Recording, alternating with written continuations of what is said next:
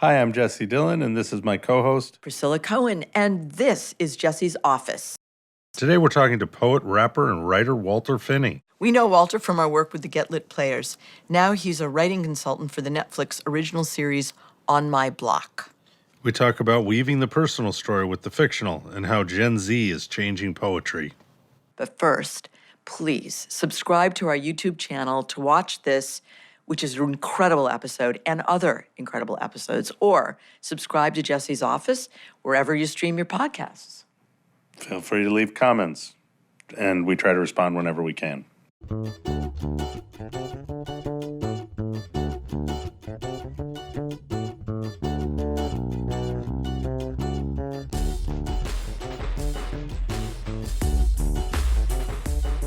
When did you get into poetry? Well, I've always loved poetry and like writing songs. I grew up got a lot of very inspirational artists to me and my family. Like my uncle, he's a great lyricist and battle rapper and also songwriter. And I had influences from him. My father actually used to write songs for Bone Thugs in the 90s. Right. So the music was always something that I loved. And what were the artists you would listen to? I grew up listening to a lot of Bone Thugs, a lot of Tupac, right? Like E40, right? So did that give you a desire to be a writer when you listened to Tupac?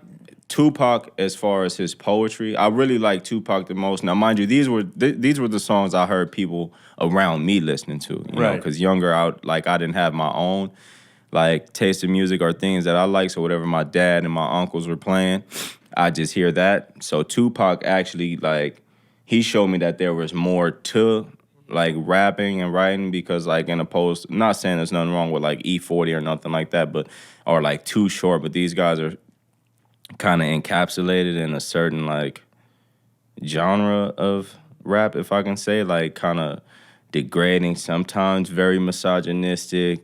You know, and it can be very bad, but Tupac showed the polarity to where sometimes he's thug life, and then next day it's just holla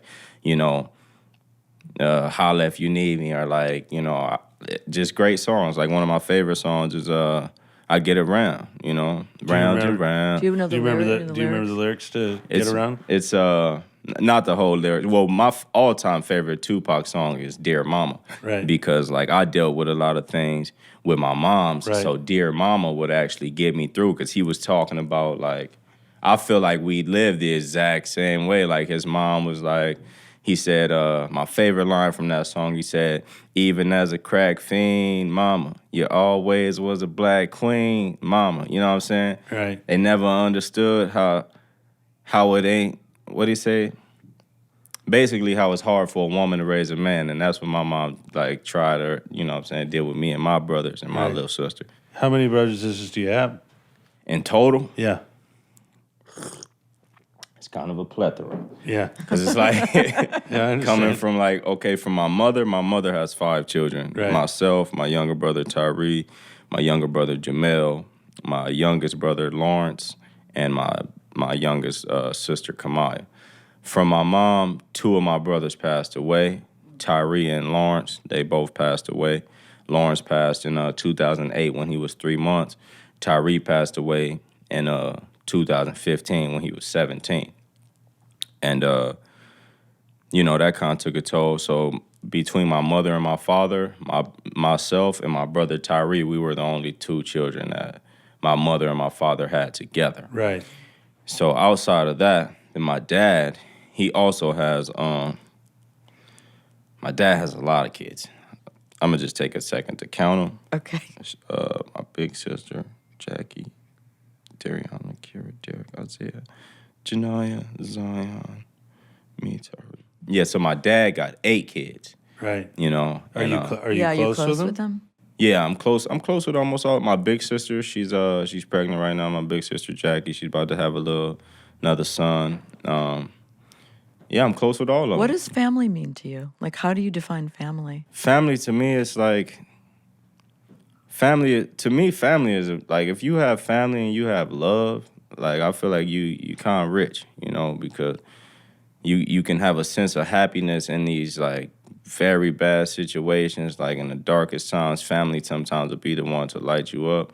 So me, I'm actually very family oriented and family driven. Like I do have 2 children of my own Right. at this point. So those are my family, and they are literally my heart and soul, like my heartbeat and like the blood that's like pumped through How the old body. are they? My oldest is 4 years old. Her name is Adi Arangsa Finnie. And my youngest is 2 years old. Her name is Luna Zenobia Finney. 2 little girls. They my princesses. And What is the poem Negro Brother about? so that poem is actually about a time when, like, my mom relapsed. She was using drugs. She had, like, left for a couple years on this, like, drug binge. It was really bad. Well, addiction, that's, like, a whole nother conversation. And my dad was, like, in jail doing a bid for a few years. And I was young. 16, 17. My little brother was 15, 16, and we kind of had to, like, do what we had to do to just take care of our younger siblings and try and keep, like, a roof over our heads and all this, and we did all that as long as we could. Is that poem about that time? Yes, that poem's about that time. Could you just recite us a a bit of little. it? Yeah, I do. I will. And see, the thing, I kind of changed the inflections on, like, the way I perform that poem, because it's like, I've been, like, working on just, like, rebranding myself, but it's a really sad piece. It's about, like, some really sad things. So I just kind of play with it sometimes. You're going to rebrand yourself, huh? That's Yeah, interesting. because I don't want people to think I'm just, like, some sad story Yeah, running no, around I here. You know what I'm understand saying? And that. it's been a lot of, like, not saying I am. Like, I love everywhere I came from, all my experiences, and, like, all that's made me who I am today. You know what I'm saying? Yeah. But, like, I'm not a sad case of. No. So what did this poem come out of? When you asked me how I got into poetry, and Get Lit was brought to my high school. This is how I got into poetry. Right. I was actually going through all this stuff, like with my mom's. Like, actually, like, there was a blitz show at my school the day the GOPs at the time came and did the blitz show. I was actually going to, like, let all my teachers know that I probably wasn't going to come back until next semester. I was kind of about to, like, drop out in a way. And then I seen this real cool, like, show. It was, I remember vividly, it was Raul, it was Maya, it was Markeisha, it was Aisha, Caitlin Youngblood. And, it was just them. They all came and performed this phenomenal poetry. And I was, like, blown away. Aisha spit some stuff, like Raul spit about his dad. Like, they were all talking about traumas they were dealing with. Markeisha talked about, like, struggling with homelessness and all this. So I'm like, whoa, okay. That was beautifully put together, and I felt it in my soul, so it had to be authentic. So from that, like, me dealing with all this, like, terrible stuff, I decided to stay in school a little while longer. And my teacher brought me, she's like, hey, man, do you want to just, like, spit a little rap or poem to try to get this program at our school? And once the program came, then it was like a class. I had Get Lit writing class for 6th period. So, like, even still dealing with all this stuff, like, with my mom's, I still would, like, ditch school all day because I did have, like, I was trying to take care of our apartment, And I was, like, a 17-year-old kid, so I didn't really know much. And then, like, my family were, like, just having gang ties and all that, so I reverted to doing things in the streets, like making very risky, fast money. You know what I'm saying? Yeah. And that, but I would still make it to school 6th period every day. Like, I'd come to school at like 2:30. Right. Yes. We get out at 3:30. I'm like, I'm just here for this class. Right. I'm sorry I didn't make it. Like, so I would go for that. And then my teacher, like, my school was very small, so, like, it was a very intimate thing. So my teachers all knew what was going on. So I let them know, like, this is what I'm going through, man. So they're like, you should just write about it. And then I just one day, my teacher, Bridget, was like, write about what you going through with your mom. And she showed me some poems she showed me the anthology. I'm missing that part. She showed me the Get Lit anthology. I was going through some poems, and I had never heard about Langston Hughes before. And I found some Langston Hughes poems. I'm like, whoa, this guy's amazing. So then I found The Negro Mother by Langston Hughes. And it was talking about, like, it was in a different sense because, like, his mom was a slave. He was talking about how she dealt with all this, and, like, she had, like, his dad was like a slave owner or whatever, a slave, whatever. But it was like he cherished his mom no matter how people looked at her. He expressed his emotions towards her, and like I love that. So I connected with that, and then I wrote my poem, The Negro Brother. And can we just give us a little bit of the Negro Brother? So it's like, my fellow sister and my brothers, I must tell you of mother. She won't be coming home, so listen to your brother. We have a major situation on hand. But for me, it's not my first time. Just imagine seeing different men in and out through the night. I used to look with such fire in my eyes, so many tears to cry, but not enough strength to try and stop these fools. Had my mind swimming like pools, but as a young dude, it really wasn't nothing that I could do until I grew up and seen the different things. I pieced together the scenes so I can make it out of this bad dream that I call my life. But children, I've sacrificed my life to better yours. Now I try to keep you jovial. I'm praying she don't overdose. I'm dealing with these overflows. I'm wearing the same clothes. It's such a shame, bro. But it's not a game. But it is very stressful. That's why I let these words flow like a river or a Pac's verse. I've seen the worst. I put two brothers in a hearse and it hurts, but I don't give up. And that's because I live up to my own expectations. Dreams, memories, and goals, we have to know the separation. And it's very ironic how this drug has our mom and I have you kids, but now we got to work this drug just to pay the bills. Wait, now it's time for school, so have a good day, kids. So I pick up the phone, call my mom's, get the answering service. So I'm glad you didn't answer. Got so much to say. So when you come to, just put it on replay, okay? So I've been taking days off. My feelings got me way out. I wish for a better life, but I just watched this play out, a way out. I'm trying to find it, and it's destined to me. I put my heart into these words as they caress with this peace. I'm sleep, my dreams. It's like my life just press and repeat. Don't sleep much, because when I sleep, I'm having scarier dreams. I seen you, moms, on that corner with those arrogant fiends. That car pulled up, bust 3 shots. The end of that dream, I scream, busting out sweats. I get to wiping my neck, and then I pray that you're okay. Then I just light me a spliff. I trip, and then I let go. Like it's the end of that road I know so cold, but still I can never lose hope. But we tired of the problems from you, and it only hurts because you are mom, and you know that we love you. Nothing gets put up above you, not even our education, important as that is. Mom, it's devastating. This is how you repay us? Really? This is scandalous. I've been shot at, jacked, jumped, stabbed, just damaged, but just to get you back at the house. I even ran from the police with crack in my mouth just for you, and it's been months since I've seen you, and the kids too. You left us all heartbroken. That's what you did, dude, because now I'm babysitting your kids. You see the colors of our skin? Don't fall into the statistics. But me, I'm different. Got the strength of 10 men, and though this life is intense, I guarantee we resist it. I'm talking about your sickness because your heartless decisions have affected your children. Now I'm pushing them towards success so their lifestyles could be different, but you've been missing so much. It's to the point we really ain't tripping. So on my end, not one F-U-C-K will be given. And that's that poem. It's spectacular. Do you think of it? Sorry. Well, when was the first time you because you go to class, you're going to be a writer, but that's like you feel like you see something there. But how long does it take before you actually go, well, wait a minute, I can do this? Yeah, so it kind of started out, it was just like an expression thing for me at first. Because it was like, okay, I don't talk about this, like these certain things that I'm going through. It was definitely having like an effect on my mental health and like my emotions, keeping everything bottled up. So at first it was just like, hey, okay, I'm down with this. Get some free expression, learn about some dope poets, learn cool writing styles, just expanding my horizons. Were you already a good writer? Yeah, I was.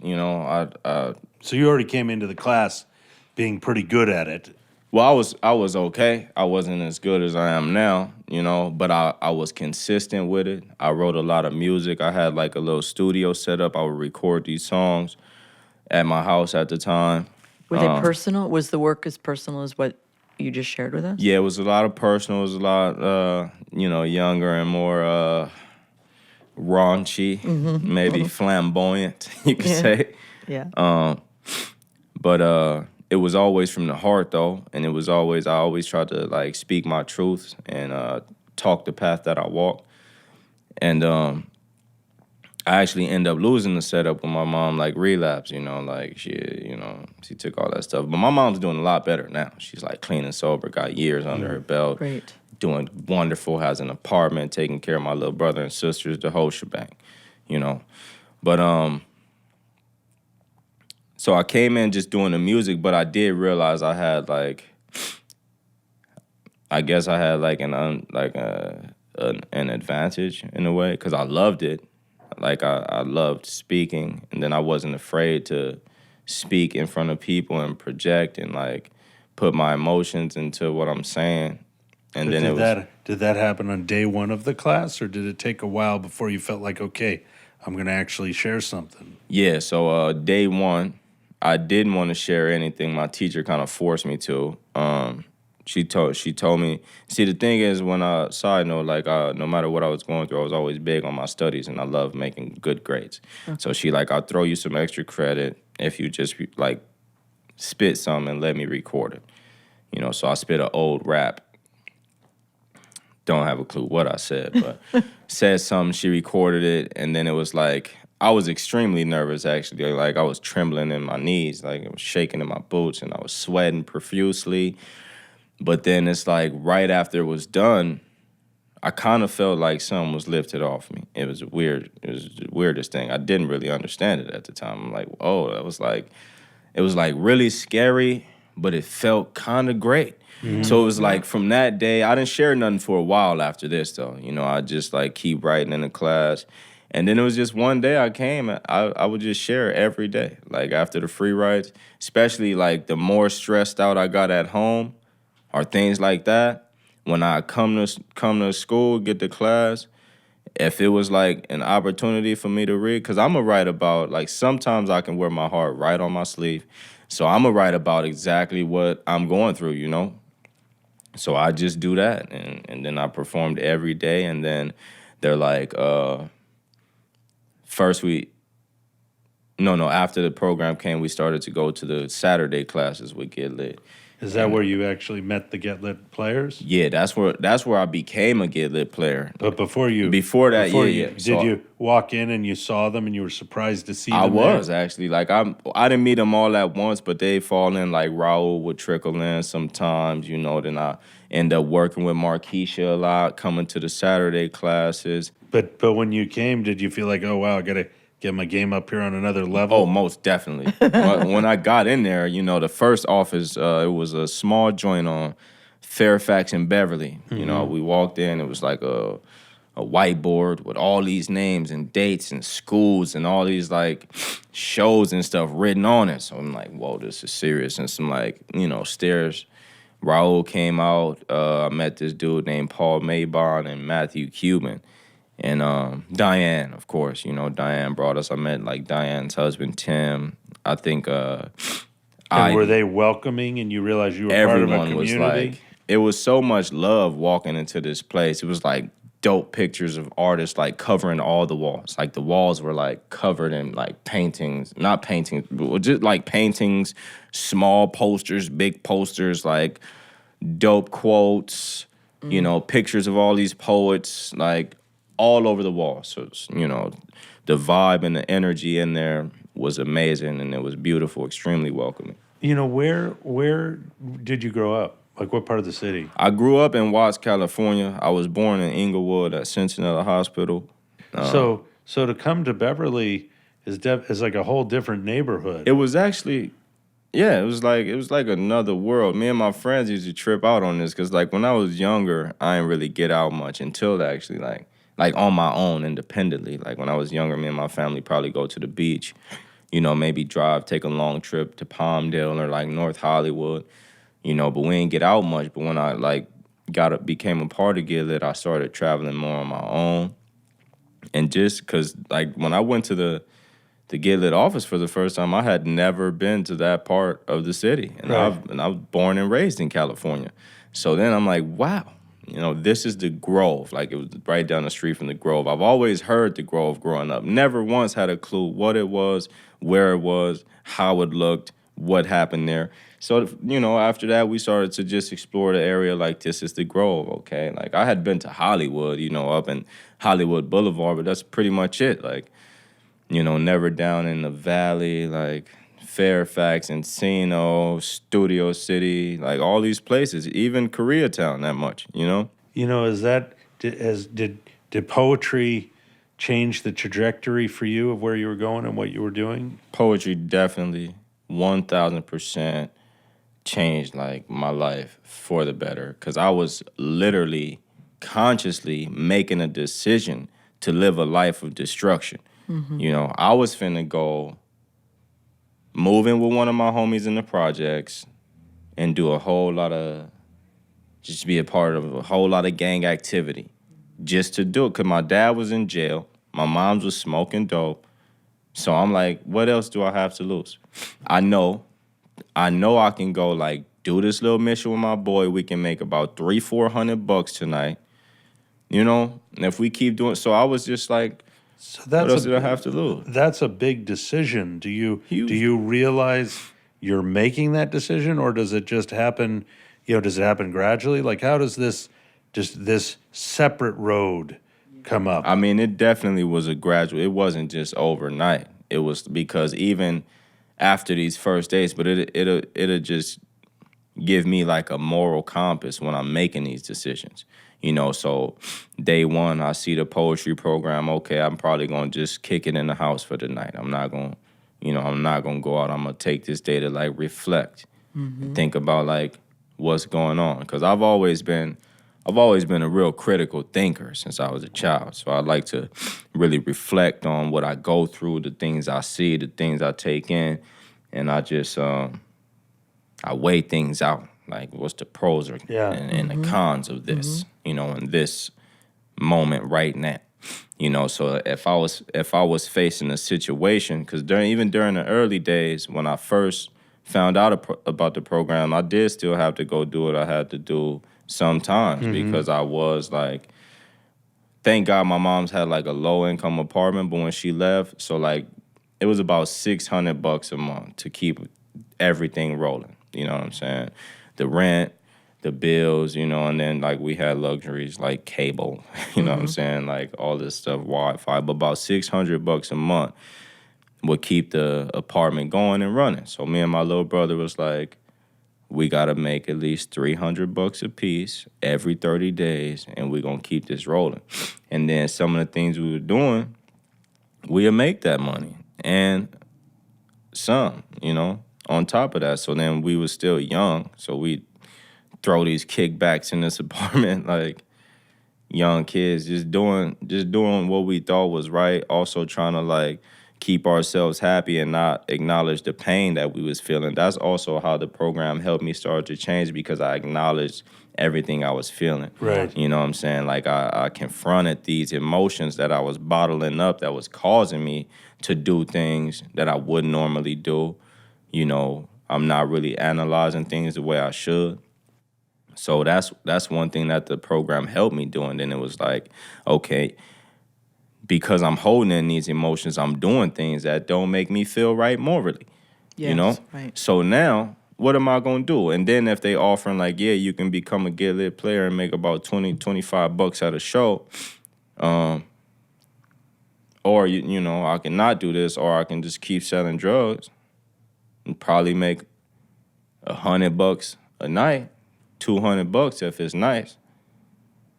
Illegally, though, with the risk of like watching over my shoulder, not only for cops, but for other dudes who might not like what I'm doing, might not like where I'm doing it at. You feel me? So it's like, you know, I can do this, get this 25 for doing this poetry, or I can like risk my life for like a little more in that moment, but a lot less in the long run. Right. You feel me?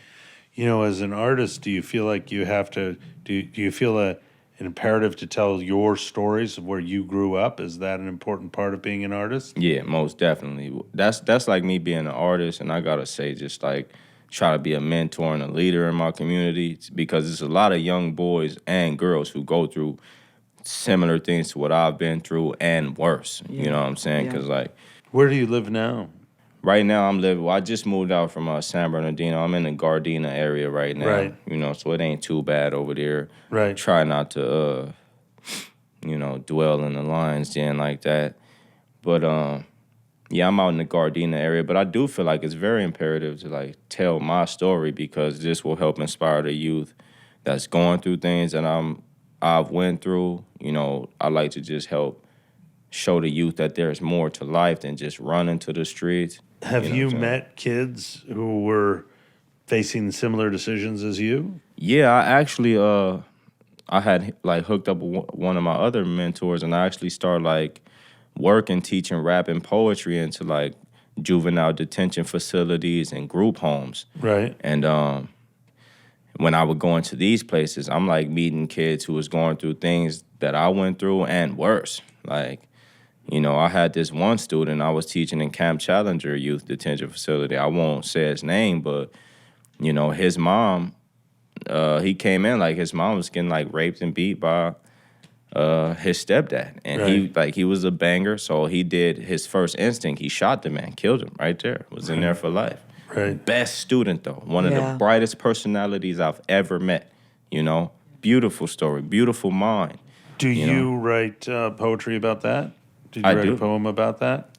Well, I wrote a poem about him, not about that certain situation. Is it? Would you share it with us? Do you have it? I don't have it. Oh, I yeah. don't have it Yeah. memorized. I didn't even bring my book. I didn't think we was gonna Yeah. do that much. Do you like write things down? You know, how do you what's the process? Like, are you walking around? Like, how do you keep track of what you're writing? A little bit about that. Yeah, so it's kind of spontaneous, you know. Sometimes inspiration can strike like whenever. So one thing I do is I voice memo a lot.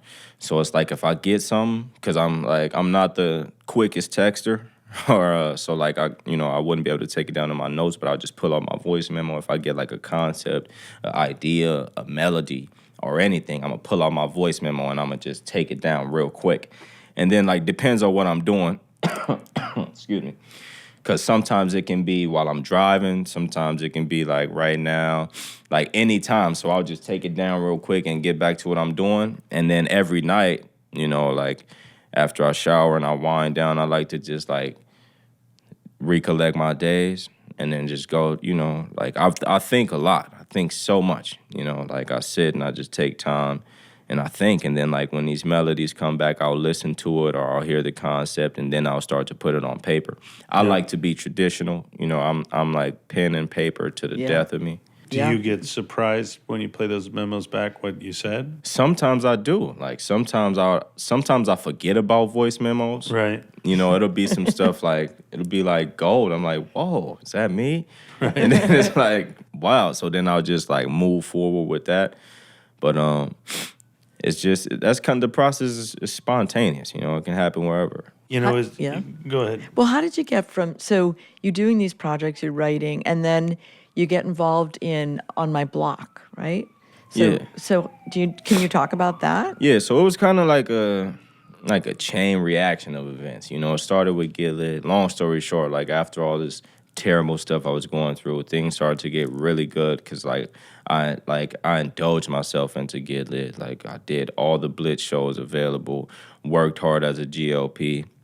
Wait, so people are listening, a GOP, it's not the government. GLP, I'm sorry, Get Lit player. Yeah, you know okay, what I'm Get Lit saying? players, okay. Get Lit player, you know, so I became a Get Lit player, and I did all these Blitz shows, and I auditioned to be on the Brave New Voices team in 2014 to travel to Philly, represent Los Angeles, competing internationally against like 60 teams or whatever. So me, Kyle and Brian, I think it was Belissa, Rhiannon, and Zaria. The six of us, we were the Los Angeles Get Lit Brave New Voices team. So we started practicing and working vigorously for like 6 months. And doing all this, we went to BMV. We placed third in the world. We came back, like did all these shows, performed at the White House. Like we won the Raise Up project. And we did all these things. And it was like really good. And like I traveled so much. And it was all wonderful. And then we came back recently, like after I graduated and everything, became like a literati member. You know, then I started would go back, teach workshops here and there. But I think, we started to do an adaptation of Dante's Inferno. And then Raul wrote it, like he adapted it. And then me and Kylan played the lead roles. And we did this showcase at the Wallace. I think this was late, like December 2016. We did the showcase there. There was a guy there named Mitch Solomon. Mitch seen me and Kylan's performance. He told his friend about me and my bro and showed her one of our poems. And his friend showed her friend, who was the showrunner of On My Block, the poem. And she's like, I would like to interview these guys to have them as consultants on my show. So we met her at her house, heard the other EPs to the show, and we just talked. Like, we vibed, and they were like, yo, we love these guys, we love them. And we all, we booked a show to work on season 1 of On My Block. And then, What was that like? I mean, what was that experience like? Going from like your whole experience and now it's for real. I mean, it's always for real, but now you're, right? It's a different thing. At first, I didn't really know what to expect, because I got a lot of trust issues too, only because of things I've been through. So I'm like, I don't trust these people. This is all a joke. Right.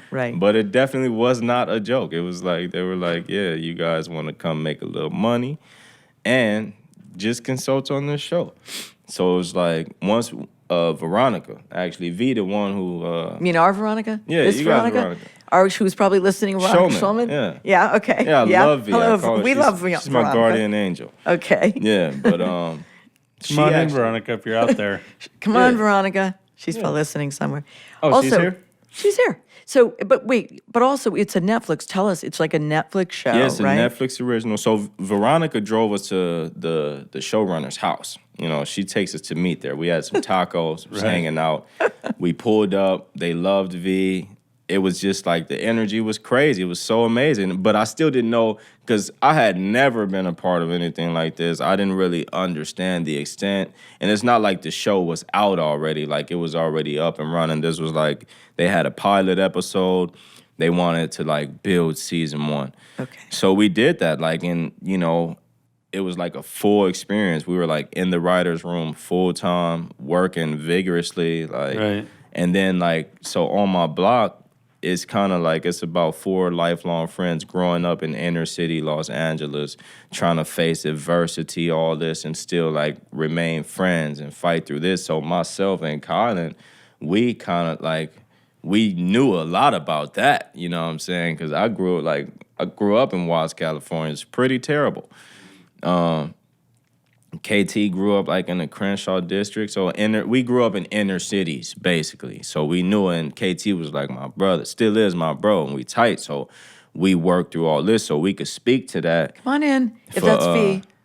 Is that V? Come on in. Yo, what's up? Give her a hug. Come on, it's okay. I didn't know what I'm allowed to. Yes. Okay. I saw you sent me a message, but I I did. was in a meeting. Don't open and I read it. I was singing. Here, Sorry. sit. You were singing? Yeah, I was. Here. Wait, really? Yeah, I was. Here, just sit down. In the car, Just messing I around. heard how you were. You were like You driving drove him to them. the show. Okay, driving to the yeah. showrunner's home. Yeah. Okay, so the story was Check about that these camera. friends trying to Yeah, they just trying to kind like. of keep their friendship going. Yeah, just keep like go through the daily struggles of like make it through school, But the show, I love it so much because it's showing like kids and teens of color in a different light, Yeah. Instead of like them being the sidekick or like put on the back burner, they are the leads. They're smart, they're intriguing. So it was real nice to be a So how part did you of that. think that this was going to work out, the Netflix show? It was definitely like a once in a lifetime experience. We knew that Walter and Kylan were both special, and I definitely felt like they would be successful in a huge way, like in some capacity. But this guy Mitch came out of the woodwork. Mitch Yeah. Solomon, who I know, by the You way. know him? Yes. Okay. Yeah, that's what I was talking And about, we were Mitch. like, this sounds too good to be true. That's what I said. Yeah, and then we were like, is this guy for real? Yeah. And then he just was, and he Yeah. was like, we have this opportunity. So Kylan and Walter and I, for 48 hours, just like put everything aside, and we just created these really beautiful portfolios forgot of she all did of that. their work with like their You did CVs and. Yeah. Amazing. And then we got our meeting with Lauren Unerick at her house, which Oh. I think was like in. It was in Beaumont, Bel Air, maybe, or like something. somewhere Yeah, around it was somewhere there. really fancy. Yeah. We were driving there. We were like, "Oh my gosh, this is incredible!" Yeah. Every car was like a Hummer. It was like, crazy. growing It's like palm trees. Yeah. And then the guys are in suits, and we pulled up, and That's Yeah, what I you did wear a remember. suit. and then they looked so good. And then Lauren was like, so we need stories for this show, and Yeah. then they started telling these crazy stories. It was like, it could not have been better. Walter was Yeah. telling a story about how he had Audie, his daughter, in his car, and the And I car got pulled caught on over? fire. Oh yeah. Oh, I told that story. And then Kylan's like, and how you had to cut off your seatbelt. I did. And then Kylan was like, oh, that's why your seatbelt's messed up. And I was always wondering that. And Wait, what is the car Okay, story? yeah, that's a funny Wait, what story. is the car story? Okay, so I had this old like Honda Accord. I got it from OfferUp. And one day I was riding with my daughter. I had just dropped her mom off at work. And this was before my second daughter was born. And the car was a little janky. I had to keep putting transmission fluid and oil in it. But I also had to get out sometimes to wiggle the battery cable for it to turn on. So I guess I may have dropped some oil or something. But one day I started it up. It was a small fire coming out the hood. So I'm like, oh man, I had just strapped my daughter in the back. So I got out and I'm trying to unbuckle her. And I had a pocket knife. So I just cut the seatbelt real quick. And then I pulled her whole car seat off and I ran away from the car. But then the fire went out. So it was all good. And I was like, oh my God, this was our introductory story as we sat down at Lauren York's house. And I was like, I feel like this is definitely what she Yeah. needs for her I'm like, show. you want some stories? Yeah, they've got stories. That was all true though. And then they just kept telling stories, and then basically she said she was asking about other work that they'd done and how I knew them, and I just said that in all my time working with poets, that they were two in a generation and that they were extremely special, and she totally got it. And What was going to work there? Because you'd done the Dante thing where you're taking apart a 13th century poem, right, and trying to make it into present day, and now you're going and working on a TV show. It was two completely different things, right? But I kind of didn't know what to expect, to be honest. It was we walked in the first day. Only people we had met was the EPs, but it was a whole writing team of 13 people. Right. So the first day was just we walked in this room. You have to fix your mic a little. Oh, I'm sorry. Yeah, go. There you go. Yeah, Okay. so we walked in this room with 4 very comfortable looking couches around it and a big long table in the middle. And we all sat around the table. Then I actually chose to sit on the couch because I'm just it's a couch here. Yeah. But exactly. then we just we met everybody, and then was that intimidating? Was it I can do this? What was it? What were you thinking? And what do you think they wanted from you? I mean, what was your role? And you're still involved, right? So it still goes on. Yeah.